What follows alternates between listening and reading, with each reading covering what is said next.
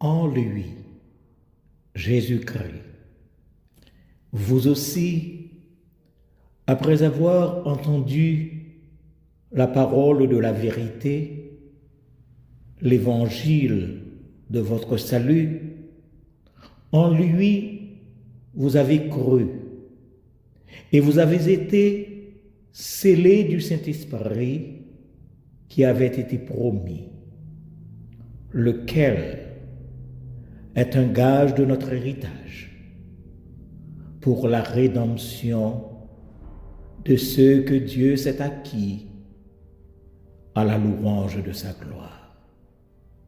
Éphésiens, le chapitre 1er, les versets 13 et 14. Et je donne pour titre au message du jour la position pour l'héritage. La position pour l'héritage. Imaginez un orphelin errant dans les rues, sans famille, sans espoir. Chaque jour, il se bat pour survivre. Il cherche désespérément un endroit où se sentir chez lui. Il voit des familles heureuses, des enfants entourés de leurs parents, et il se demande, pourquoi moi? Pourquoi suis-je seul dans ce monde? Il rêve de faire partie de quelque chose de plus grand, de trouver enfin une place où il pourrait être aimé, accueilli et vu comme quelqu'un de précieux. Son cœur brisé se languit d'une appartenance, d'une dignité, d'une reconnaissance. C'est en effet l'image tragique de l'humanité, perdue sans Dieu, errant dans ce monde comme des orphelins spirituels, sans héritage et sans espérance. Tous, nous étions dans cette condition. Mais la grande nouvelle de l'Évangile est que, bien que nous fussions perdus et sans espérance, Dieu a fait un moyen pour que nous soyons adoptés dans sa famille, pour que nous devenions ses enfants, pour que nous ayons un héritage éternel. Ce sermon, frères et sœurs bien-aimés, est porté sur la position que nous avons reçue en Jésus-Christ. La position pour l'héritage. Nous allons en effet explorer trois aspects essentiels de cet héritage. L'adoption des croyants en tant qu'enfants de Dieu, notre statut de cohéritier avec Christ et enfin l'héritage dans le royaume de Dieu. Ces vérités sont à la fois un appel à la reconnaissance, une invitation à la repentance. Parlons premièrement de l'adoption des croyants en tant qu'enfants de Dieu. Le texte de Romains, le chapitre 8, les versets 15 à 17, nous parle d'une vérité, une vérité bouleversante. Il y est écrit: « Et vous n'avez point reçu un esprit de servitude pour être encore dans la crainte, mais vous avez reçu un esprit d'adoption par lequel nous crions Abba Père. L'Esprit lui-même rend témoignage à notre esprit que nous sommes enfants de Dieu. Or, si nous sommes enfants, nous sommes aussi héritiers, héritiers de Dieu et co-héritiers de Christ. Si toutefois, nous souffrons avec lui afin d'être glorifiés avec lui. Imaginez la scène. Un enfant abandonné à la naissance, grandissant sans savoir ce qu'est l'amour d'un père ou d'une mère. Il est placé dans des foyers d'accueil, dans des institutions où il ne connaît ni la chaleur d'un foyer, ni la tendresse d'une famille. À chaque anniversaire, il fait un vœu silencieux. J'espère qu'un jour, quelqu'un me prendra dans ses bras, qu'un jour, je serai un enfant choyé, puisqu'il ne sait pas encore, ni ne ressent pas aussi ce qu'est un père, une mère, ni ce que cela signifie être un enfant chéri. C'est ainsi que beaucoup d'entre nous ont vécu spirituellement. Nous étions des orphelins dans le monde spirituel, éloignés de Dieu, sans Père céleste. Mais Dieu, dans son amour insondable, a choisi de nous adopter. Par la foi en Jésus-Christ, nous avons été adoptés dans sa propre famille. Il ne nous a pas seulement sauvés de notre condition pécheresse, mais il nous a fait ses enfants bien-aimés, nous donnant un esprit d'adoption. L'Esprit Saint, maintenant en nous, nous permet de crier « Abba Père ».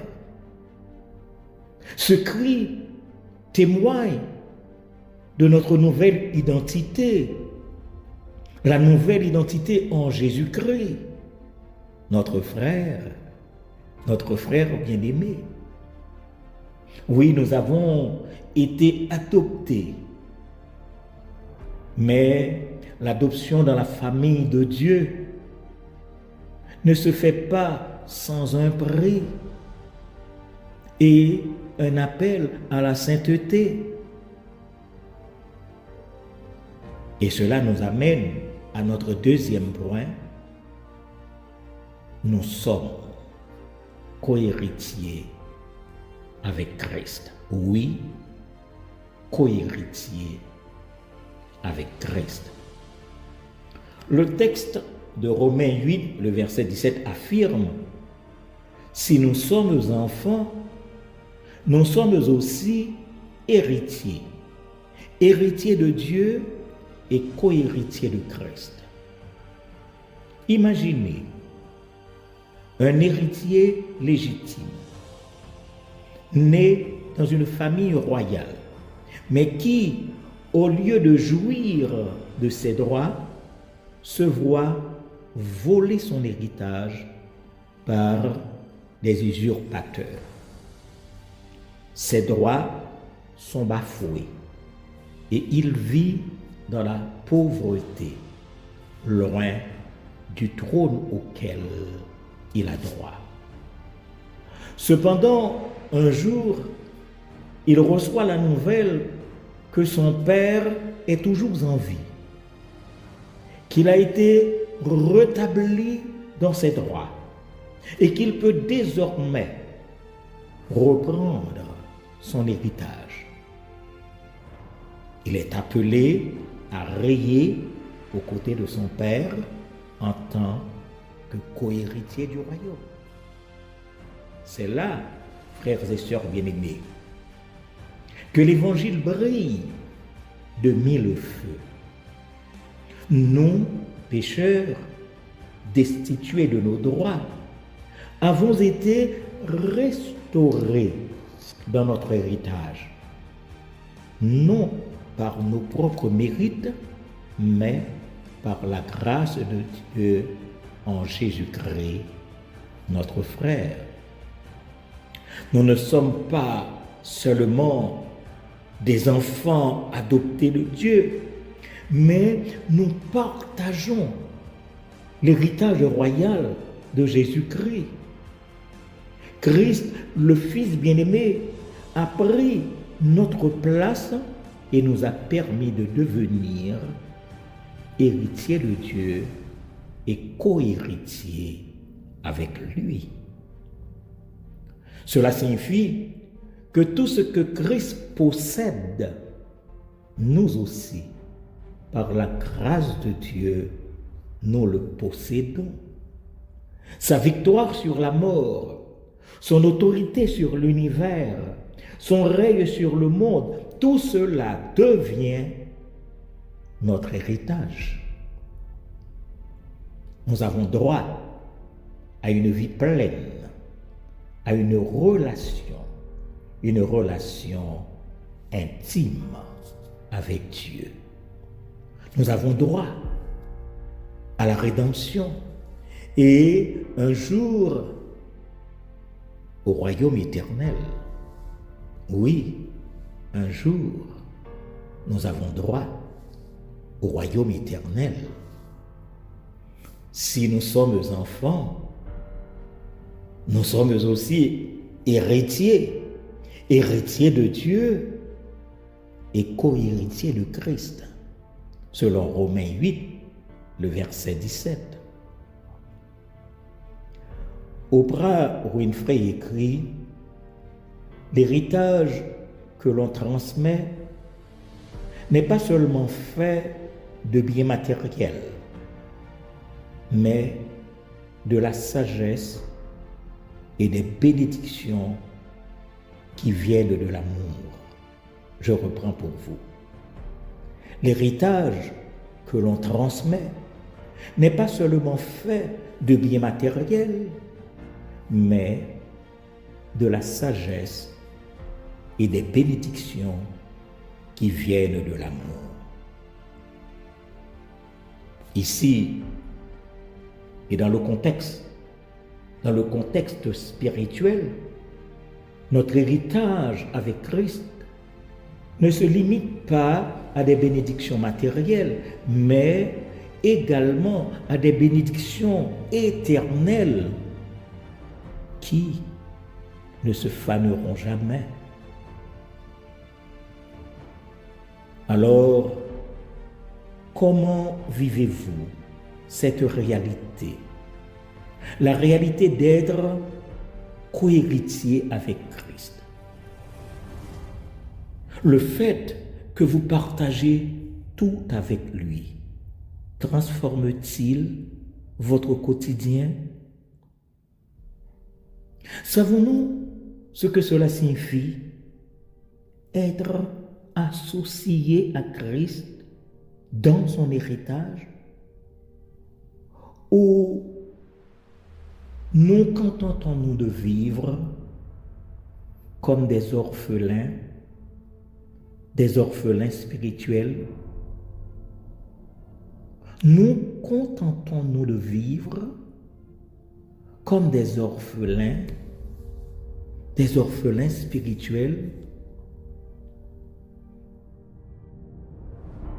Toutefois, l'héritage que nous recevons en Christ n'est pas seulement un héritage dans ce monde, c'est un héritage éternel dans le royaume de Dieu. Un héritage éternel dans le royaume de Dieu. Et cela nous conduit à notre troisième et dernier point, l'héritage. Oui, l'héritage dans le royaume de Dieu. Le verset de Colossiens, le chapitre 1er, le verset 12 nous dit « Rendez grâce au Père qui vous a rendu capable d'avoir part à l'héritage des saints dans la lumière. » Je reprends ce verset.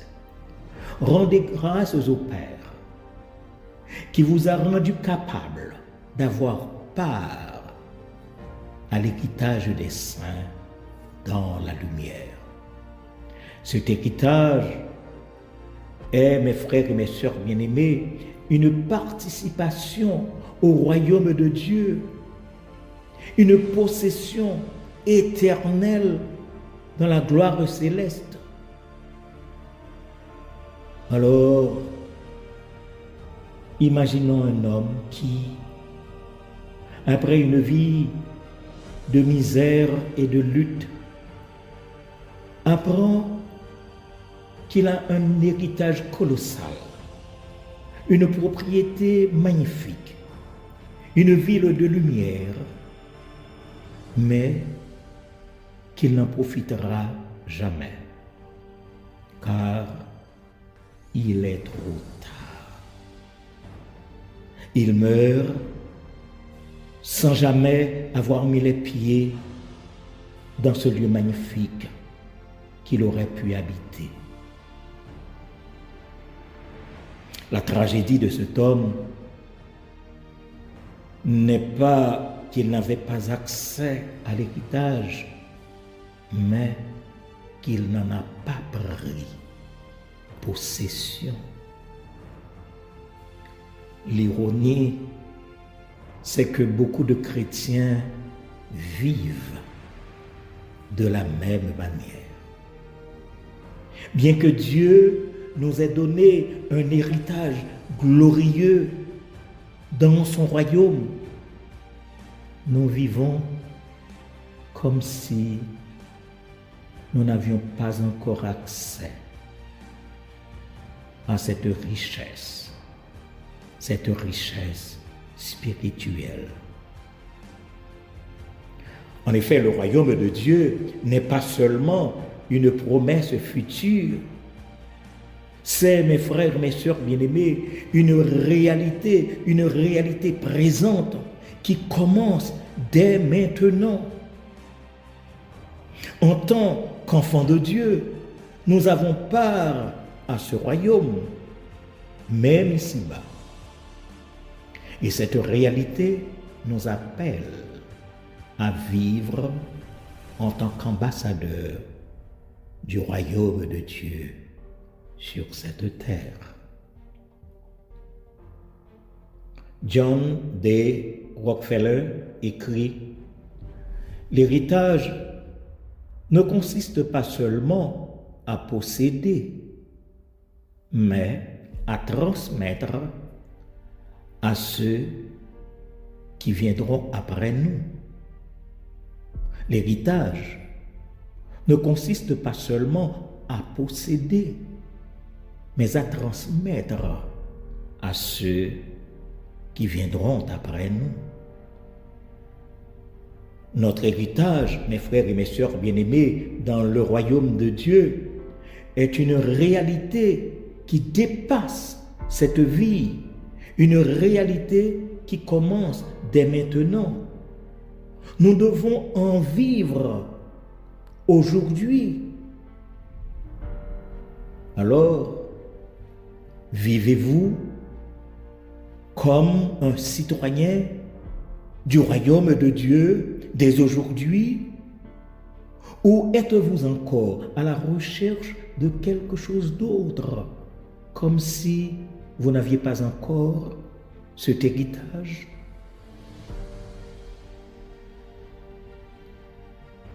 comment pouvons-nous vivre pleinement notre héritage céleste dès maintenant? Mes frères, mes sœurs bien-aimés, nous avons vu que Dieu nous a donné une position merveilleuse d'héritage céleste. Nous avons été adoptés dans sa famille.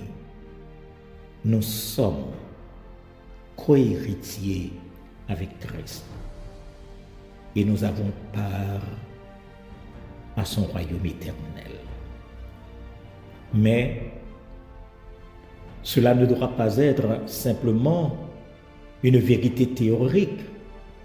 C'est un appel à vivre dans cette réalité. Si vous n'avez pas encore accepté cette adoption, ce sacrifice de Christ, si vous n'avez pas encore fait vôtre cet héritage, aujourd'hui, c'est le jour de la repentance. Si vous êtes encore orphelin spirituel, loin de Dieu, Christ, oui, le Christ, vous tend la main. Si vous êtes orphelin d'amour, sans repère, Christ vous donne une place dans sa famille. Si vous êtes solitaire dans votre souffrance, le Christ vous offre son réconfort, le réconfort éternel. Aussi simple soit-il, repentez-vous de vos péchés, acceptez l'adoption divine et entrez dans l'héritage glorieux qui vous est réservé en Jésus-Christ et par Jésus-Christ. En effet, il n'est jamais trop tard pour changer, pour entrer dans ce royaume de lumière. Il n'est jamais trop tard pour recommencer, pour embrasser la vie nouvelle. Il n'est jamais trop tard pour tout laisser, pour saisir l'héritage céleste. Aujourd'hui, décidez-vous qu'il en soit ainsi. Amen et Amen.